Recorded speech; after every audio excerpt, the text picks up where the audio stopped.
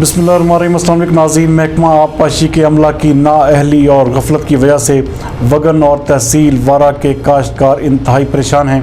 हमारे नुमाइंदा खसूसी अली गुल मुगैरी के मुताबिक सिंधु नदी में सैलाबी सूरत हाल होने के बावजूद भी वारा तहसील की नहरों में ज़रूरी पानी की मसनूई किल्लत पैदा करके काश्तकारों की करोड़ों रुपए की धान की फसल को शदीद नुकसान पहुँचाया जा रहा है, जबकि इस हवाले से आबादकारों ने शदीद एहतजाज किया है। आबादकारों का कहना है कि अगर उन्हें बर वक्त पानी नहीं मिला तो मज़ीद नुकसानात पहुँचने का अंदेशा है।